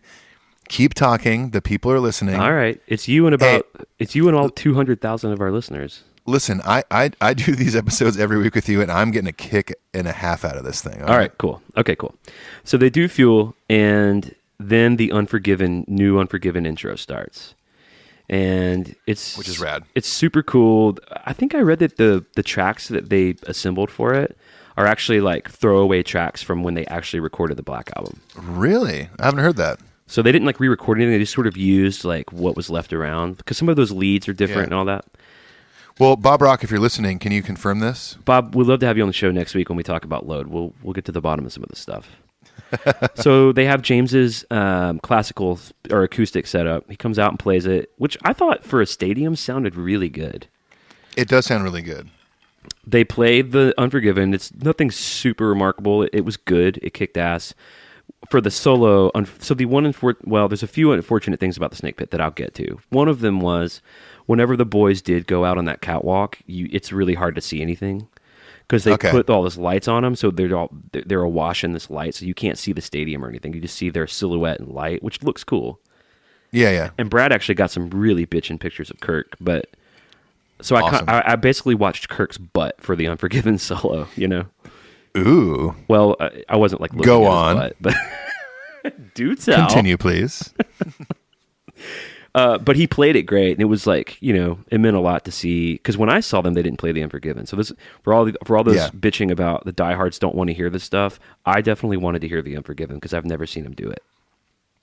Yeah, that's awesome. They played it obviously at the show I went to as well, and I was beyond stoked. They did Now That We're Dead next, which I don't really like the if you want to live forever, first you have to die. I'm not crazy about that intro. I'm not really sure what he's talking about. I don't hate it. Like, what's he talking about? Personally, I honestly think that he's talking about the afterlife. I think he's talking about, or at least in like Christianity, I think he's talking about, you know, to live forever. You know, once you die, you live forever. In eternity, I think I have a feeling that's kind of what he's leaning towards, only because over the years in his sobriety and going to rehab, I heard that he has found Jesus. I'm not sure if that's true or not, but he has tattoos about certain things that are biblical, so who knows? It does just seem like kind of a more exclusive rather than a broad sentiment, like but you could also, you could also relate that to you know, anybody struggling with anything in life, whether it's a substance or a divorce or a death or something. kind of that thing of surrendering everything, getting rid of everything that maybe negative in your life and kind of being reborn, so to speak. Yeah, I mean, I'm cool with it. I don't, even if he came out and said that's my religious moment, I wouldn't care. I'm on the ride. No, I mean, it definitely sounds like he's into saying that. I mean, he even said it when they played Colbert. Which, good grief, that's I didn't dig that either. Like, don't do the big crowd thing for TV. He seems passionate about it, so whatever. That's cool, and that's true. Like, I want James to feel good about what he's doing. He definitely seems passionate and stuff. Oh yeah. So they do Now That We're Dead. It's one of my favorite songs on the record. I'm glad I got to see the drum thing because it was fascinating. Yeah, what do you think? Because like I told you my experience with it and how I felt about it. I'm curious now that you've seen it in person. How did you feel about it? Did you find it boring or interesting? Yeah, it's not developed enough. I don't think it's cool enough. The drums are cool. The idea is cool, but the patterns they all work out. They need to up the ante on the rhythms because it's kind of laggy and boring. I agree, and I also think that it doesn't help that guys like Rob and Kirk aren't drummers, and you can tell if you're a drummer listening and you've seen the show or seen footage. Even the way they're holding the sticks, they're like their pinkies are out, and they don't really know what they're doing as far as technique goes. Right. And I'm not trying to diss them. I know they're having a great time up there and stuff like that, but I feel like if they are going to go into this big drum breakdown thing, they could definitely do it a lot better. Well, after watching, can you hear my kid in the background? By the way, is that loud? I can totally hear your kid in the background. Is she singing? Singing? She's singing Now That We're Dead. Actually, she is. Okay, cool. After seeing them do this up front, I don't think Kirk likes doing it. I think he feels like, well, this is what we're doing, and I'm on the team. But I don't think he feels very comfortable doing it. I think that's kind of obvious. Yeah, it's definitely the point in the show where I think Lars feels like the band leader. Yeah. Well, the thing is, though, he was doing that, like, you do this and you do that, but no one was looking at him. Like, James is clearly leading that drum part. So for them to pretend that Lars is doing it because he's the drummer doesn't come off. I think at this point in the tour, they're like, hey, man, we spent a shitload of money on these drums that have, like, pads in them, and, like, they're basically, like, electronic drums. And so we need to really do it. Yeah, we have to do this. We just spent a lot of money on these custom-made drums, so let's just do it for the U.S. tour, and maybe they'll get rid of it. Who knows? Yeah, and again, to end on a positive note, I think it's cool that they're trying it. I think it's a really interesting thing for them to do, and the drums look great. Like, it's a cool thing. I just think they're gigantic. It's a little underdeveloped, and I actually thought they sounded good too. But it is kind of underdeveloped. They need to. It is. They need to make that a real thing instead of just going bop. Yeah. Click. Like I think if I pull myself away from actually being a drummer and being somebody who tours, in general, I think the crowd is probably like, oh, this is cool. It's something different. It's not something we hear on the record. It's a little more unique. Right. So if a fan gets a cool experience out of it, then that's awesome. Yeah. And what I've been saying about the whole set list or the stock like bits that he does in between songs, James Hetfield has been touring professionally and successfully for almost his entire adult life. Those guys know what they're doing, so I defer to them. But I will say, just for me, like when they did start playing Now That We're Dead again and kind of finished it up, I realized that during that whole middle thing, I had been like kind of disjointed and bored. And it wasn't until they started playing the song again that I was like, oh, okay, I'm back in. Right, exactly. I was the same way. So then they do Moth, and James made his same joke, which I think it's a funny joke, about his mic not working at the Grammys. Yeah. Wait, he did that at your show? Yeah. I don't remember getting that one. What did he say? He's been doing it every night. He taps the mic and goes, testing, testing, and he goes, well, at least you guys are going to get to hear the vocals this time. He's been doing it. Okay, I have to go back and maybe watch some footage from the Philadelphia show and see if he did that. I don't recall it off the top of my head. Is my kid singing like too loud? Do I need to like maybe tell her to? Maybe tell her to get on a mic and get involved in the podcast. And hey, girl, you know anything about Metallica? Here's the deal about Moth. So we didn't get the cool dancing flame thing because the pyro had gotten too wet. So that was kind of a bummer. But they had really cool video of fire and stuff. Yeah, the video's cool. In Metallica's official like live Met Club release of the video from the show, me and Brad, there's a scene of me and Brad in the snake pit. It's pretty cool. Oh, that's so awesome. It's pretty cool to like be on one of those things. Yeah, was that on the on the actual website or on social? Oh yeah. Okay. We're in the Moth video and the Sabbath True video. Yes. Pretty cool. Pretty cool. That's fucking awesome. Yeah, it's neat. Oh, so you guys are a slice of pizza in the fridge. We're now part of the we're now part of the Pizza Factory. I love it. So I believe it was after Moth, James throws his first pick, all right? And he threw it, he was not throwing it to me, he just threw it into the snake pit. It's like the Matrix, slow motion, and the pick is spinning in the air. You know, picks are so unpredictable when you throw them because they catch the wind in a weird spot. Of course, yeah. Everyone reaches in the air to grab it. I reach and grab something, I keep my hand in a fist, and I bring it down. And everyone around me is like, oh my God, dude, did you get it? And I was like, I don't know. I slowly open my hand, and there's James's pick. I'd caught it. You got it? I caught the first pick he threw out. You haven't told me this. I know. I'm saving it for the show, dude. I love this show. I'm saving it. You were like Charlie in the Chocolate Factory. Like you were opening that chocolate bar. Like, did I get? Oh my God, I got it. I got it, and I ended up giving it to Brad as a thank you for the snake pit Aw, passes. dude, that's really sweet of you. Yeah. Yeah, See, I felt pretty good about it because the snake pit was worth more to me, and he really wanted the pick, and it felt good. It felt like it felt like tit for tat, you know. You know, I don't care what people say. I think you have a heart. I don't care. No matter what my wife says, I care about things.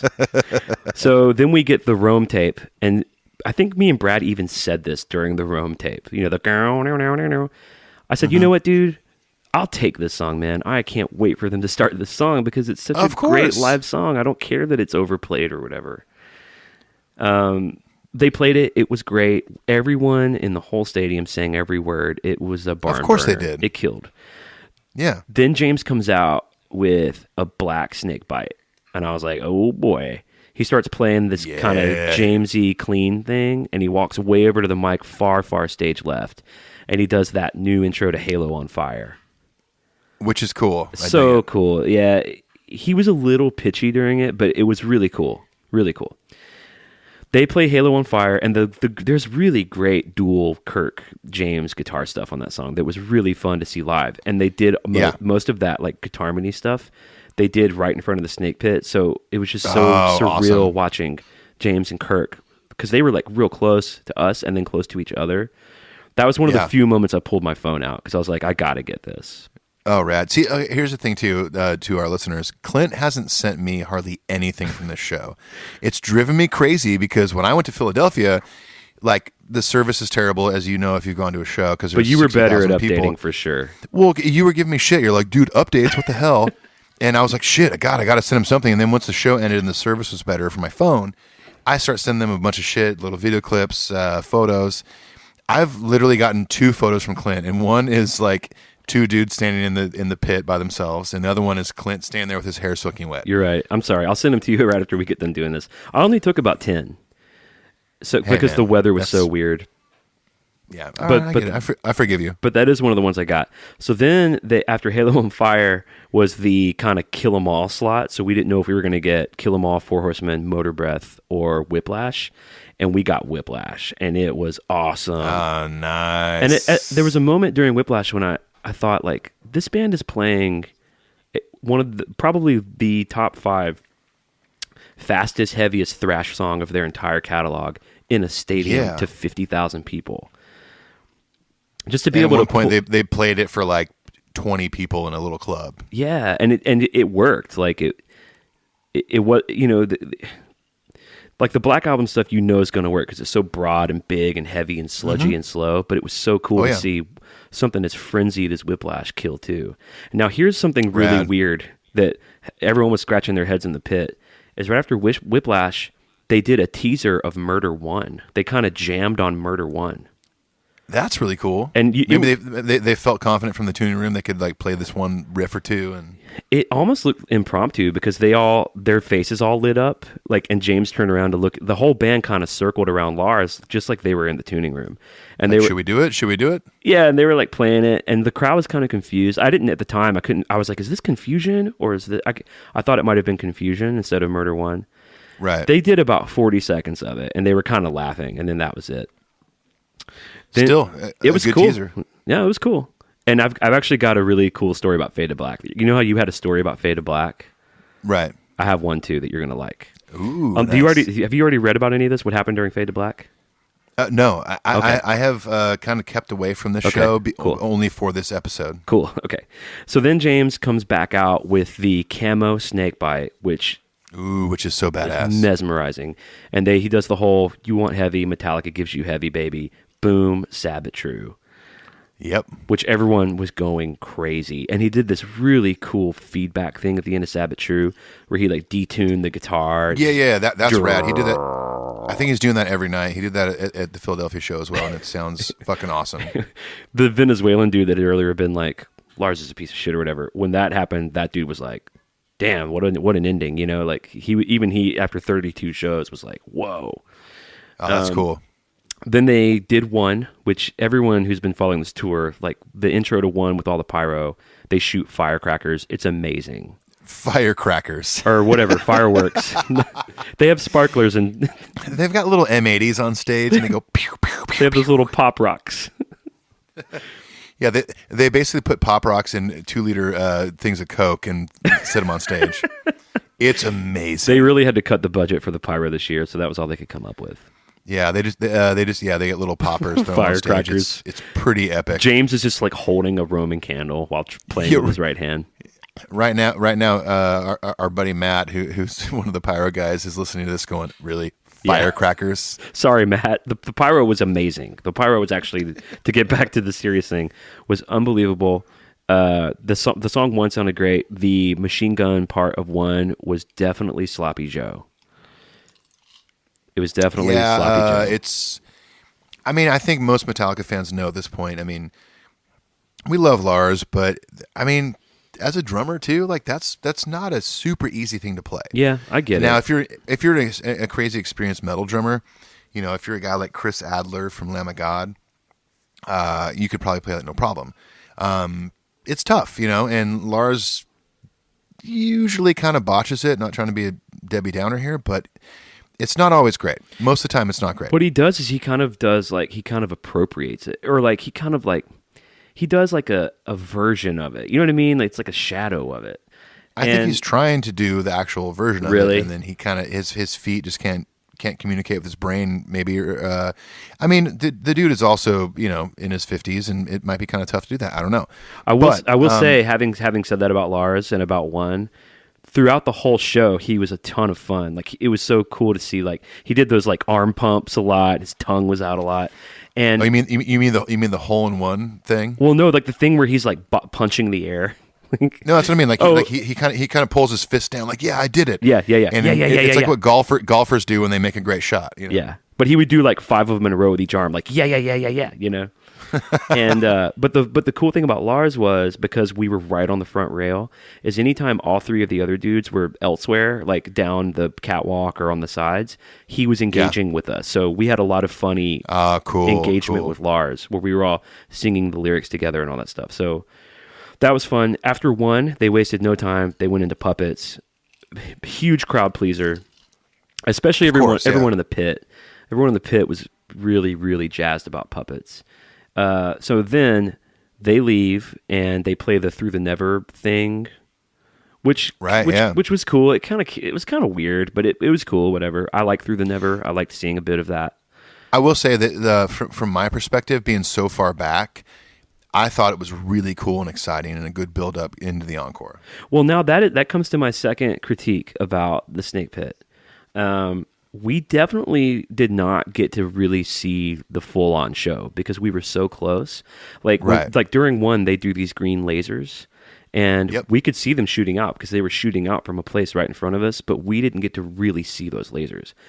I feel like when we go to Detroit, even though I haven't had the up close experience, seeing the whole show and really taking in the full production from further back is something to see, man. Especially those gigantic video screens. Well, see, so there are 5 screens, and the 2 on the very ends, we couldn't even really see them. So there's all, and then the pyro, like we could see the 2 in front of us, but we had to look almost straight up to see it. So for sure. I'm looking forward to hanging maybe back around Big Mick like you did and kind of seeing the whole show. Oh, I would do that again in a heartbeat. I mean, I would love to be up close, or maybe we can roam around like wherever we may roam. Yeah. Maybe hang for the first few songs back by Big Mick, and then go around to the side. But we'd and be stuff like attracted. that. But we'd be attracted to the stage like a moth into the flame. That's you aren't incorrect. I'll have to eat up before though, so I can have some fuel. Oh man! All right, so check this out. So during that video, they set up over on stage right, not far stage right, like stadium stage right, but like stage right on the main stage, and they have James's acoustic guy, right, that's on a stand. He comes out and starts playing the intro to Fade to Black.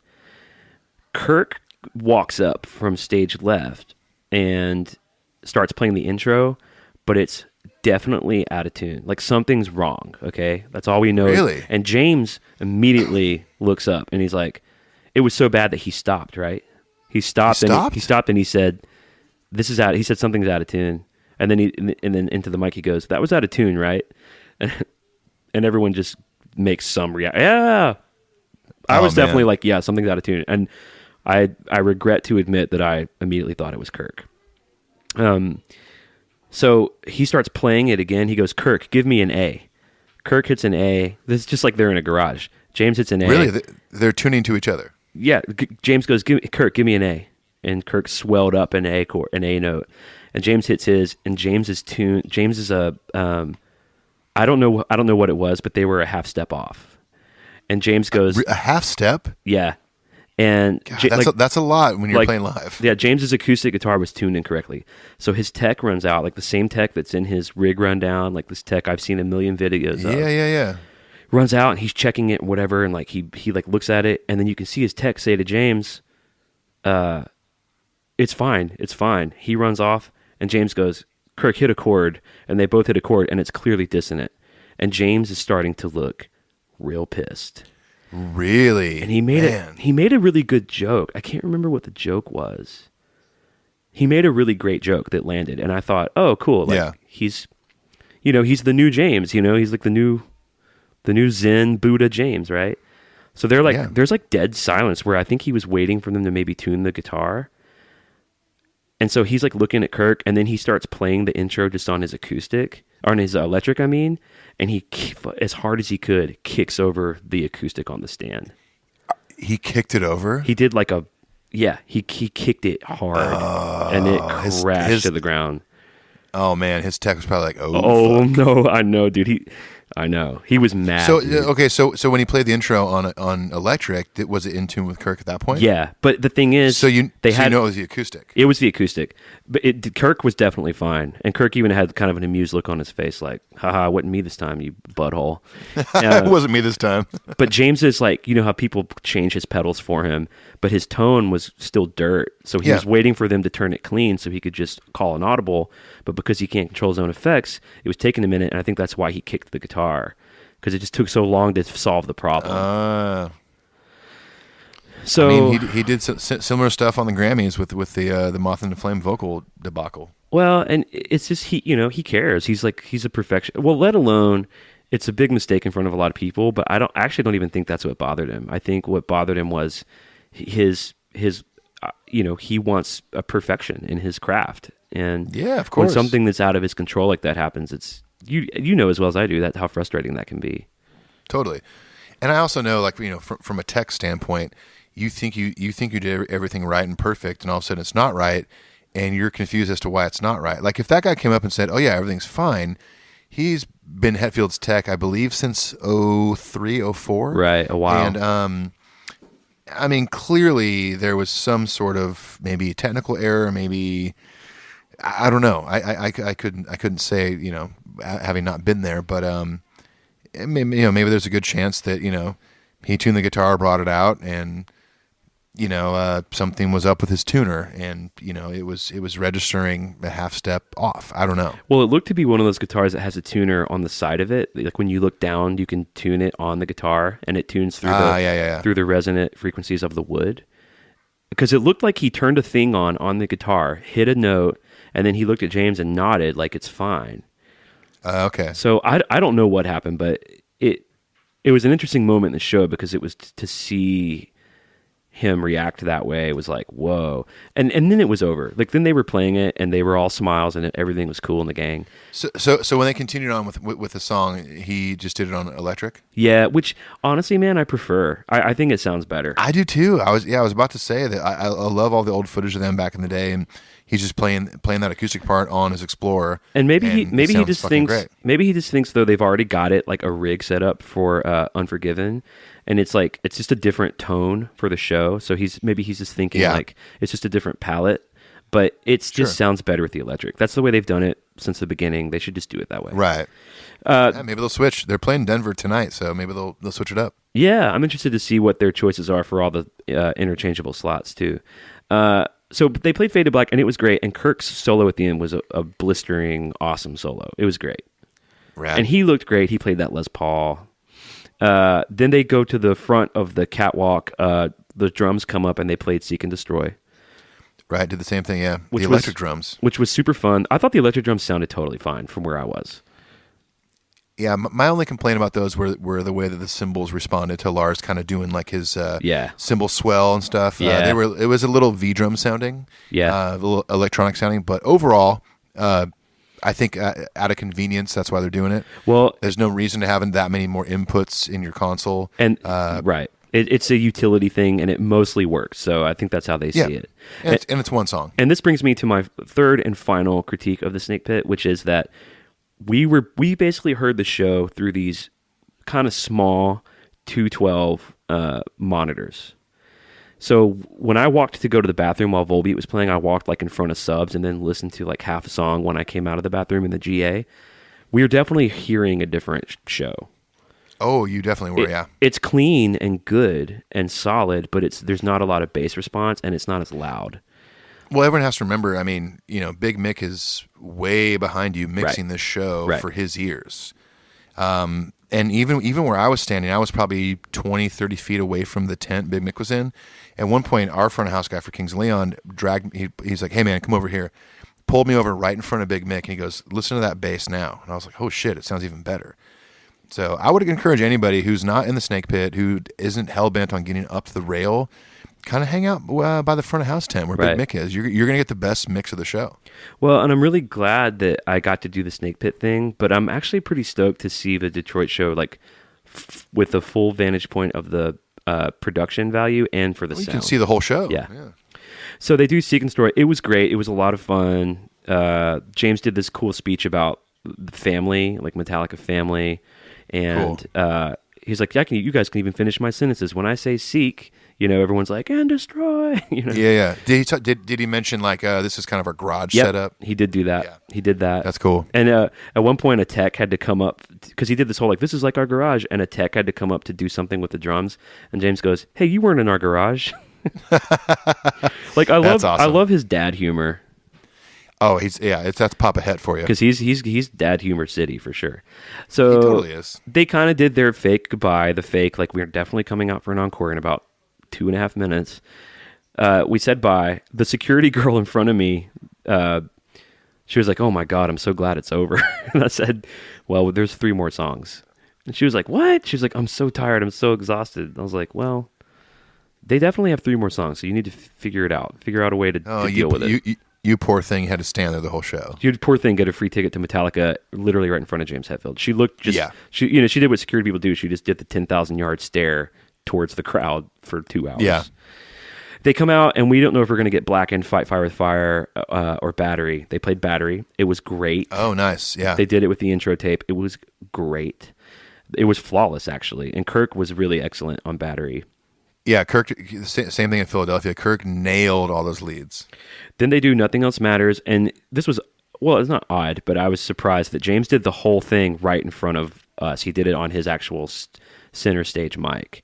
And cool. Eyes closed pretty much the whole time. And man, he ripped the solo. He ripped it, dude. Ah, yes. It was really, really good, and he was really into it. And then so the song ended with, he does that feedback thing at the end with his solo. Yep. He never sang or did the intro again. He just did this like long feedback thing, and he took he had a St. Louis pick, and so the chick that normally films Lars, that girl like in the Met team that films Lars the whole time. Yeah. She got right up on him on her knees and was filming James, like all this fog. And then he took the St. Louis pic and put it up in the camera. So that was all you could see on those big screens. Yeah. He's been doing that, I think, at most shows. It was so cool. And then from that... It's great. It's just a little hat tip to the city. It totally was. And then from that kneeling position, I don't know how he orchestrates this with his tech, because he went from straight on Feedback World to Intro to Sandman. And it sounded awesome. And everyone went crazy. Everyone loved it. Even all the diehards in the pit were hugging and high-fiving. And because that song is a representation of other things in the Metallica universe. It's a great fucking song. And it's a blast. Oh yeah, especially towards the end, like, you know, in the part where it rings out and then he goes into the riff again and goes boom. Yeah. And then the fucking pyro goes off. Yep. Oh my God. Yep. It was all that. So good. It was a great show ender. I mean, it was just great. And so I will say by time this happened, we were pretty tired. Like, I was exhausted from a day of standing in the rain and traveling, and I was definitely very satisfied, very full, but also very like ready to say goodbye and say goodnight. So they did the thing where they came out. They did a really long goodbye, which was really sweet. They were throwing out tons of picks. We weren't able to get any of the picks they were throwing out, but Kirk was throwing out entire cups full of picks. Oh wow! So they did a long goodbye. James did this whole speech about how grateful they were. They took a lot of time to try to fist bump or shake hands of a lot of fans. Cool. The vibes were very, very good, I thought. And that's kind of the show. That's awesome, man. That's it. That's what happened. Yeah, that's great. Jeez. Well, I mean, I think you got as good experience as I did, but a lot of differences, especially your view from the Snake Pit. Yeah. To be that far from Hetfield, watching him do what he does and so passionately for a living. It was powerful. Oh, yeah, that's what I was going to say. It had to have been a powerful experience. Well, because he really is. I mean, I think we all knew this anyway, but he really believes it. You can tell on his face. He really believes it. So that's just a treat as a fan to see that all these years later, they're still not phoning it in. Dude, that's great, man. And well, I'm beyond happy for you that you got to experience this, and obviously thank you to Brad for facilitating the Snake Pit. Yeah, I do want to end it by just saying to Brad how grateful and thankful I am that he offered me that ticket. It was a very memorable, like, I'll never forget the show as long as I live, right? And I may never get to be that close to that band again. So I'm not exaggerating when I say it was like a Metallica dream coming true. So Brad, thank you. And another thing too is that he's such a cool dude that we're buds now. So I got a new friend out of it. That's awesome. So, I gotta meet Brad in person. Maybe we can have him on the show at some point and talk about his experience with Clint. I think we should. I know he would be down to do that. I know he would be down. He was very complimentary and cool about the show. So that's awesome. And that's it. You posted one Instagram story about where you were on the rail, and then there was a quick little clip of Brad. He looked so happy to be there. He was stoked. We both were, yeah. And now that we know that, like, it was Brad's first show, like, you can see that excitement on his face, and I know the feeling because we've all been there if we've seen Metallica once. One of the things that he really loved was because, like you, his favorite thing is Justice. That Justice is like the thing for him. And in the Memory Remains Museum, they have handwritten lyrics for every song from Justice. Oh, that's so cool. So Did he tell you all about it and stuff? Oh yeah, he's so sweet, dude. When he was actually in the museum while I was having a beer, he was like sending me all these pictures of the museum, and he knows that I love that snakebite guitar, and there's a snakebite in there. And well, maybe we have Brad on for a segment to talk about his experience in the experience. That would actually be a great episode. Yeah. Well, let's plan on doing that. And next week we've got Load. We do. We have Load, which some of you might be kind of nervous about. Yeah, I'm feeling pretty good about it. I feel great about it. I've been listening to that record a bunch this week. Me too. It's a fun little record, man. It really is, man. I listened to it on a flight the other day. I don't remember where I was going because it's all a blur at this point. But yeah, dude, you're lost out there for sure. Yeah, totally. But I remember like listening. I got about halfway through the record and I started dozing off on the flight. Then I wake up and kind of be confused on what song I was on because I was like, wait, I was just listening to this song and now it's that kind of in and out of sleep feeling. And but every time I kind of dozed off and woke up, I was like, oh, that's a really rad part. So I've been listening to it a bunch. I'm excited to do the episode. I wish I was in Nashville so we could have Paul on this episode and talk about, track by track stuff. I know, I do too, and I do feel like it's like one of the bigger ones we're going to do. I wish we could do it in person, but That's all right. Such is life. Such is life, bro. Well, you guys can dude, you guys can reach out. So I think Lori Laker, our friend, is going to the Denver show tonight. Any of you who totally. have any experiences, the Worldwired experiences, email them to us at Metallica. Wait, what's our Metal Up Your Podcast at G? Wait, what is it? Metal Up Your Podcast Show at gmail.com. Jesus, I'm like super spacing over here. And don't forget to leave us that review. It really goes a long way. We made a lot of progress through the last week because you guys so graciously took some time to go do it. Just leave us Thank you very much. Even if you just write, I like this podcast. Here is a positive review. It just really helps. Yeah, totally. And we're going to send you all the free crap for doing it. So take a moment to go do it. Do you have any parting words, Ethan? The only thing I was going to say is I'm on tour in Europe and the UK for the next month until July 9th. Check out the Kings of Leon schedule. If I'm in a city near you and you see that maybe there's a day off or there's a day in between a show, I might be in your city. If you want to grab a beer and talk about Metallica, I'm so down. Yeah, you guys go find Ethan. Go feed him some pizza and buy him some beer. Come find me. All right, thanks for listening, everyone. Yeah, thank you so much. Again, I'll say this to you, Clint. I really appreciate you sharing your story with the show. I can't wait for us to do this together in Detroit. We got Detroit coming up in a month. It's going to be awesome. All right, peace. Adios.